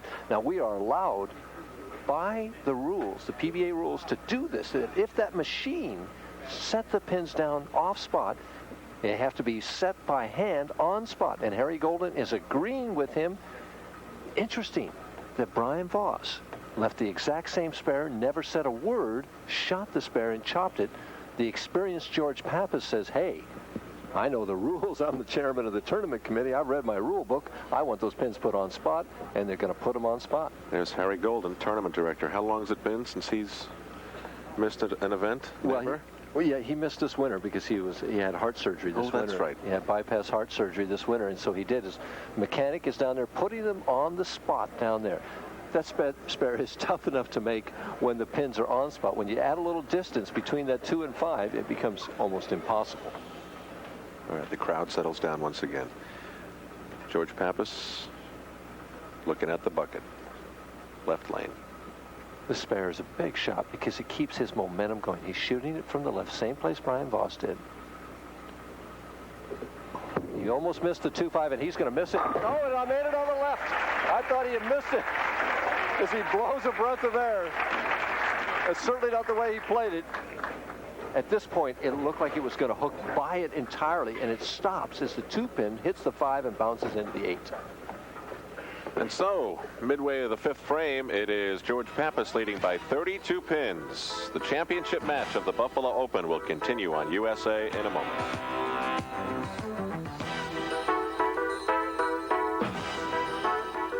Factories get busier. That story and more next.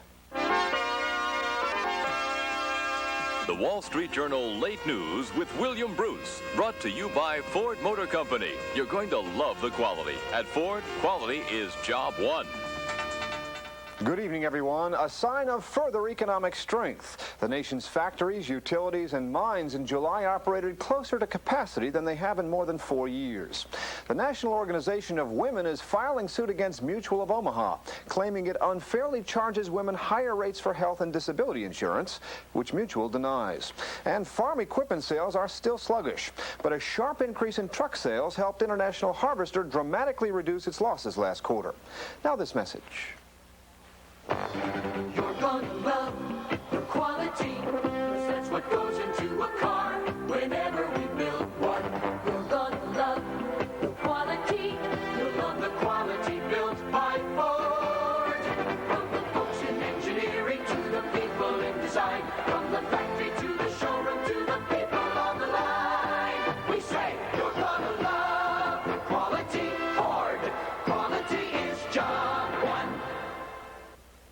Adjustable rate mortgages aren't that adjustable. Many limit how high the rate can go. And that's keeping some investors away from securities backed by adjustables because the rates won't always reflect the market.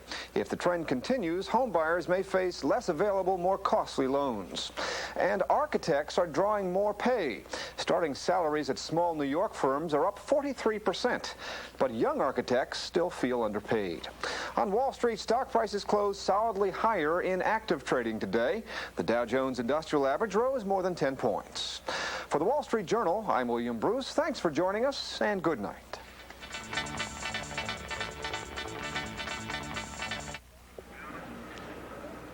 Brian Voss now will be bowling in the 5th frame. He is bowling against George Pappas in the championship match of the Buffalo Open. We're at Suburban Lanes. I'm Al Troutwig along with Mike Durbin. And Brian is trying to recover from a 4th frame which was left wide open. Converting that dinner bucket has been the key shot of this match for George Pappas really right now. Brian trying to get something started. Get a strike working. Get himself back in the match. Oh, he thought that was in the 1-3, and I did too, and it hooked right at the end, left the 4-pin.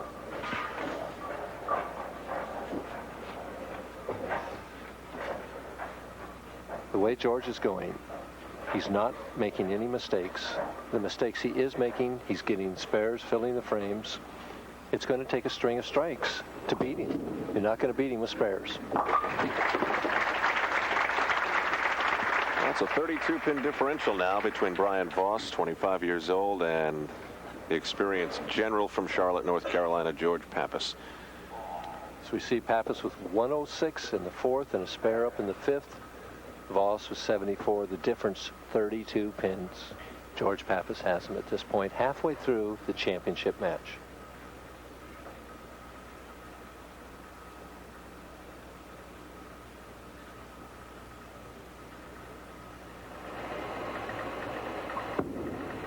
Left lane a little tighter inside. Oh, the solid 10, a 4-pin and a 10-pin.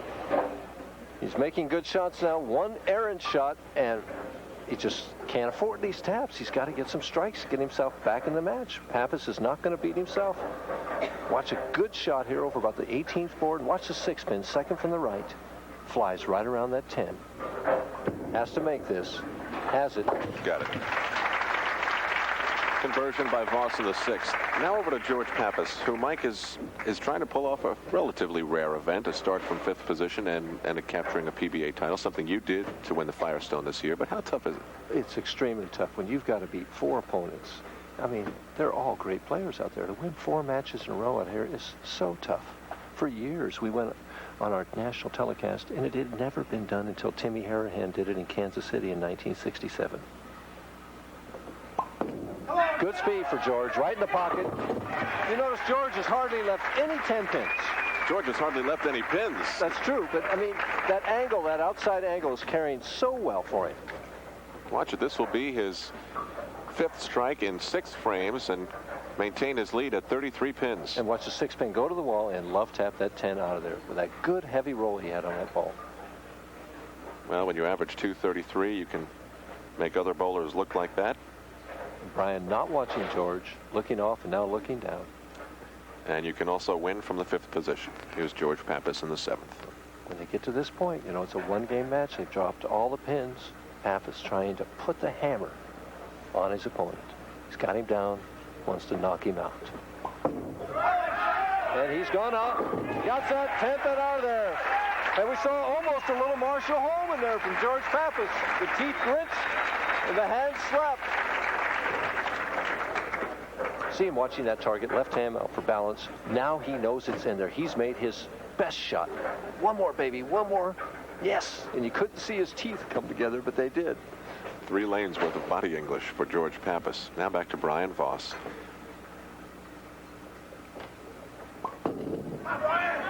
High, 3-6, and this tournament is almost history. Brian Voss, if he converts this spare and strikes out, is potential 221. Right now, George Pappas is going at a 236 pace.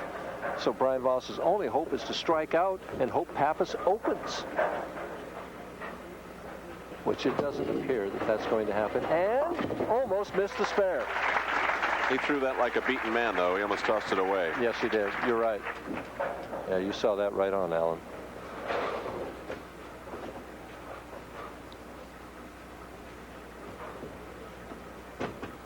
There we see the difference. 126 in the 5th for Pappas, a double working. 111 in the 6th, and a spare up for Voss. The difference, 45 pins.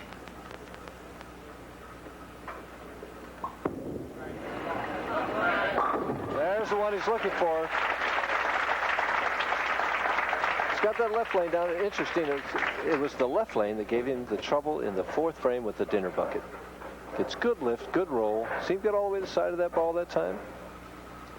Solid in the 1-3 pocket, but it's, as you said before, I'm afraid it's going to be too little, too late. It's Pappas trying for another turkey, 2 in a row, trying for 3.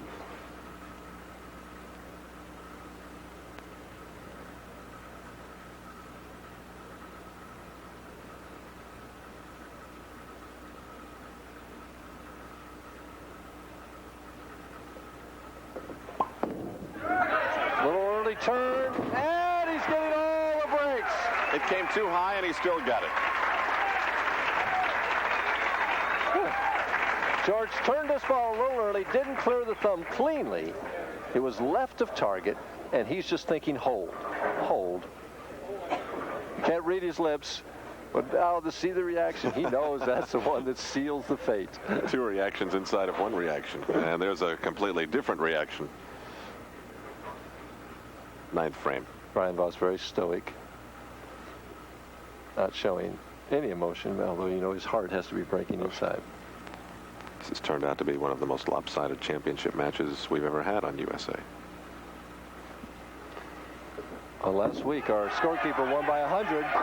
Pappas gets one more for his second 4-bagger of the game.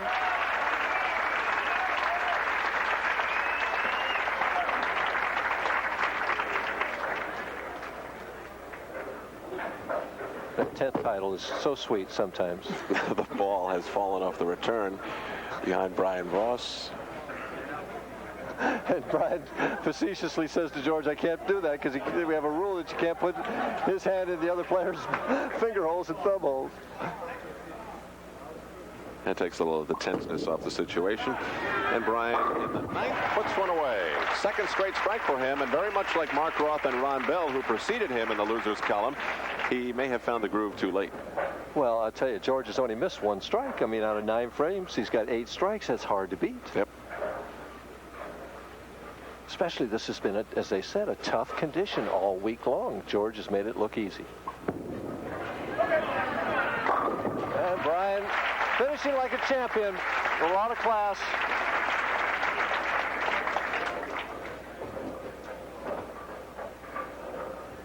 Brian Voss right now experiencing a feeling he has never felt before, that is losing on television. George Pappas experiencing a feeling that he has experienced 9 times before, winning on television. And trips the 4. He's going to finish with 221 with 1 more strike, and he's going to make Pappas show up for that 10th frame. Right now, if Pappas would happen to foul or throw both balls in the channel, he only has 206 at this point. I mean, you never know. I mean, he has to show up for that 10th frame. That's about all he has to do, but he has to show up. 220 even. Very nice score, nice game. That 4th frame where he missed that bucket was crucial. We've seen plenty of matches that a 220 would win. Oh, yes. And that's how Brian Voss will wrap up his and right now, Buffalo. And right now, what George probably is doing is moving back a little bit further on the approach to make sure he stays behind that foul line. And it's interesting, he's going to play outside for this shot. If I were he, I would move to the 2nd arrow or somewhere near the middle of the lane. Just point it up. He's going Brooklyn. He just wanted to get it up there and hit that hip pin. That's all he wanted to do. He's a winner.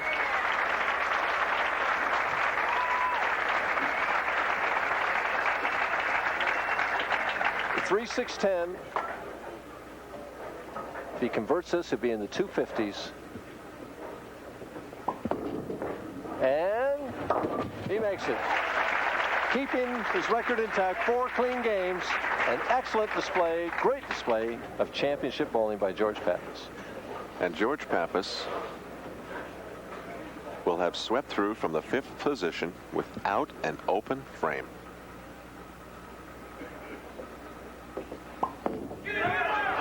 One more. Yep. 253. Second week in a row, our championship bowlers shot in the 250s.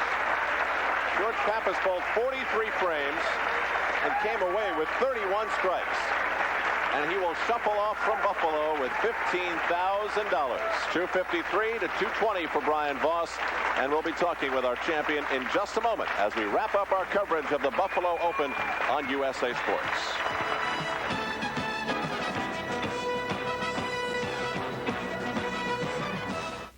Can you believe it? JT with an $18 million contract? Sure is a long way from the playground. Think he still drinks Strohs? Yeah. Hey, guys. JT, Mr. Man. Richard. Timothy. This is all right. Glad he didn't forget his friend. Or his Strohs. Where is the Strohs? Out by the pool. The pool? Strohs and Stroh Lights. Now that's a cooler. Fire brewed for smoother taste. You know, we haven't messed up an engine all day. It was your idea to come here. Yeah, big parking lot, lots of cars. Has the whole world switched to mobile super unleaded gasoline? It's so powerful. And it's got high octane. Oh, what do they have against knocking and pinging? Fellas, let's forget about mobile super unleaded. Why?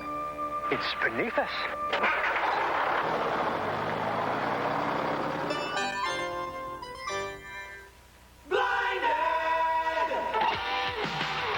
It was down on the corner, late in the night. Their Levi's cords were the only source of light. They're the cords of many colors, the cords of changing hues, and I was blinded by the light on that Levi's corduroy night. That Levi's corduroy night. They were the only source of light. USA, the home of the most prestigious events in tennis, serves up another ace with Tennis Magazine Reports, featuring late-breaking news, profiles, instruction from the pros, and much more. Tennis Magazine Reports, delivered to your home. Next.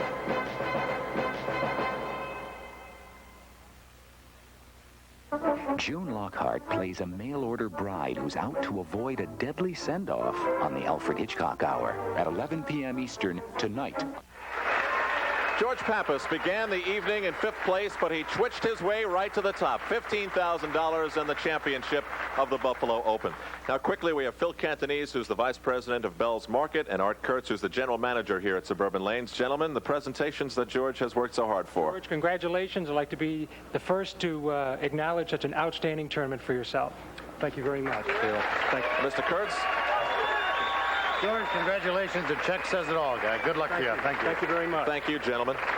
Hey, George, 30 twitches at certain times. When did this all start?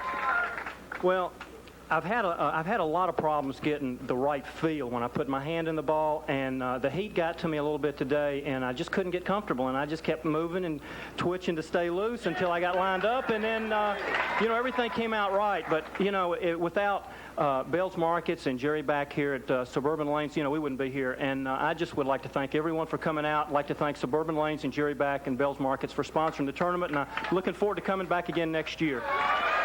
Mike, it was a perfect performance, not an open frame. In 5 seconds, sum it up for me. George, congratulations on a great performance. I'm glad you didn't bowl that way at Firestone. All right, for Mike Durbin and our champion, George Pappas, I'm Al Troutwig. Good night from Buffalo. The $110,000 Buffalo Open on USA has been brought to you in part by the Stroh Brewery Company, family-owned quality for over 200 years. And by Mobil Super Unleaded Gasoline. Mobil Super Unleaded. It's really powerful. And by Levi's Action Slacks and Action Jeans.